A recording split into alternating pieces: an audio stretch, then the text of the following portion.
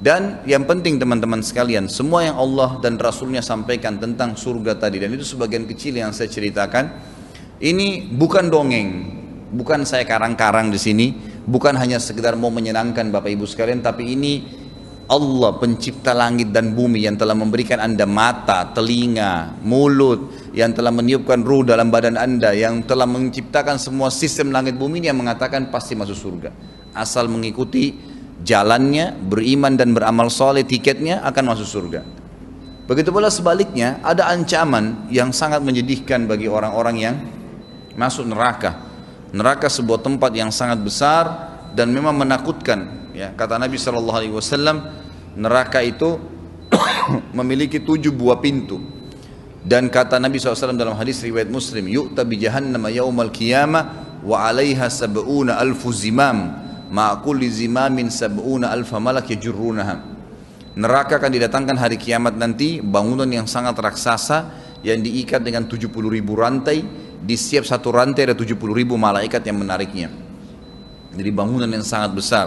Dalam hadis Bukhari yang lain dikatakan pernah Nabi SAW bersama sahabat mendengarkan suara guntur yang besar, lalu mereka ketakutan. Para sahabat ini setelah hilang, lalu Nabi SAW mengatakan, itu tadi suara yang kalian dengarkan adalah suara batu yang dilempar dari pintu neraka sampai hari ini masih melayang, belum tiba di dasarnya. Memang neraka bangunan raksasa yang luar biasa, gitu kan?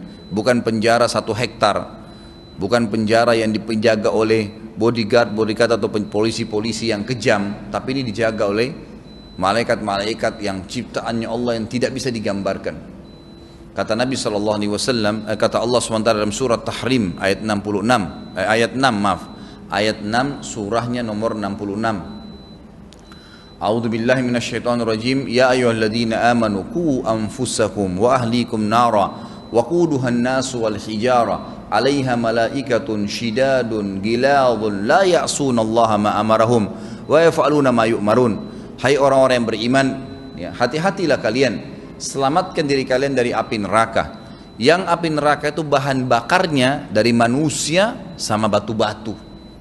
Kita bisa bayangkan kalau manusia yang ditaruh dibakar jadi bahan bakarnya, kita mau dekatin aja sudah nggak nyaman melihat manusia itu jadi bahan bakar, orang teriak-teriak. Tapi kita didorong juga masuk di situ dengan batu-batu, dan batu ini sengaja digunakan kalimatnya kata ulama tafsir karena batu itu kalau dibakar tambah panas, menyiksa orang. Yang dijaga oleh malaikat-malaikat yang keras, tegas, tidak pernah menolak apa yang Allah perintahkan dan selalu patuh terhadap apa yang dititahkan. Jadi itu neraka, gitu kan? Dan yang luar biasanya di neraka banyak tingkatan-tingkatan azab. Tapi kita lihat hadis yang menjelaskan tentang siksa neraka yang paling rendah. Kata Nabi SAW, siksa neraka yang paling rendah adalah seseorang di hari neraka akan diberikan sendal, 2 buah sendal dipakaikan di kakinya dari api neraka, yang pada saat disentuhkan di telapak kakinya maka otaknya mendidih. Ini azab, siksaan yang bukan main-main. Lagian untuk apa kita mau masuk ke sana?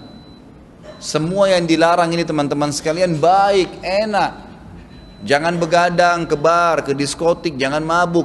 Sebenarnya bagus itu. Pulang ke rumah, di apartemen, di rumah santai-santai, minum susu, tidur lebih cepat. Jauh lebih enak gantinya, gitu kan? Lalu kenapa harus itu? Jangan berzina, jangan letakkan kemaluan di yang haram. Allah gantikan, silakan nikah, setelah nikah tidur sepuasnya, pahala malah. Pacaran sepuasnya, cium sepuasnya, pegang sepuasnya. Tapi kenapa orang masih milih yang haram? Dan ujungnya neraka ini. Neraka ini bukan dongeng ya.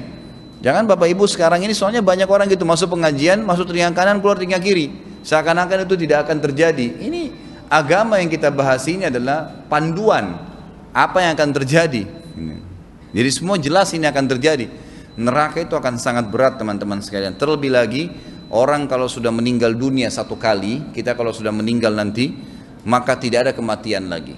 Tidak ada kematian, mati hanya 1 kali, gitu kan?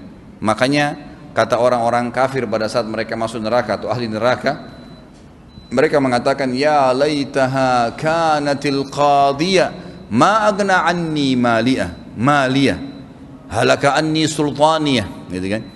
Dia mengatakan, coba seandainya ya, dulu waktu mati itu sudah selesai, sudah dianggap habis semuanya perkara saya. Tidak ada manfaat buat saya harta-harta saya, gitu kan? Tidak ada manfaatnya sama sekali, kejabatan, kedudukan, nama baik, reportase, semua itu nggak ada manfaatnya sama sekali. Dia bilang sendiri, Allah bongkar pada hari kiamat. Nyesal orang kalau sudah masuk neraka, Bapak Ibu sekalian. Orang kalau sakit, pencuri, digebukin, mati, saya yakin tidak akan dipukul lagi oleh orang-orang, karena orang tahu mati sudah selesai urusan dia. Biar dipotong kupingnya, dipotong kakinya, dia nggak rasa sakit karena sudah mati. Tapi di neraka nanti nggak bisa. Kata Nabi SAW, ada orang nanti diikat dengan rantai di neraka, wa na'udzubillah, kemudian dia muter-muter di satu tiang, sementara isi perutnya keluar dan dia tidak mati. Dia tidak meninggal dunia, tidak mati. Ini berat ini, bukan main-main. Allah mengatakan dalam surah An-Nisa ayat 56, A'udzubillahi minasyaitonirrajim, kullama nadidat juluduhum badanahum juludan ghaira liyadzuqul azab. Setiap penghuni neraka sudah terbakar kulitnya, kami ganti dengan kulit yang baru agar mereka merasakan rasa sakit yang baru. Tidak berhenti-berhenti nih. Ya, berat sekali. Maka jangan dianggap remeh teman-teman sekalian. Neraka ini tempat azab yang berat. Yang paling ringan tadi otaknya mendidih. Ini luar biasa. Coba selalu renungi dalil-dalil seperti ini. Kita bayangkan, saya sering kasih contoh, korek gas dibakar di jari kita, sudah panas berapa detik. Bagaimana kalau sudah dipakaikan di kaki kemudian mendidih? Dan saya ingin titik beratkan sebuah poin masalah iman di sini. Teman-teman sekalian, kalau ada dalil-dalil syar'i berhubungan dengan surga, neraka, kematian, disebutkan di hadapan kita dan kita tidak tersentuh, maka pastikan ada dosa yang mengganjal. Coba perbanyak istighfar. Karena makin tipis dosa, makin dibersihkan dari buku-buku amal kita makin pekah menangkap dalil-dalil syar'i, makin khusyuk dalam ibadah. Makanya ulama mengatakan orang yang tidak khusyuk ibadah, orang yang malas beribadah, itu berarti ada dosa yang ganjal tuh. Cepat dia beristighfar. Karena dosa kita tidak pernah tahu kadarnya kan, gitu. Jadi surga ini juga ada ancaman di situ, di neraka itu ada ancaman dan berat sekali teman-teman sekalian. Berat.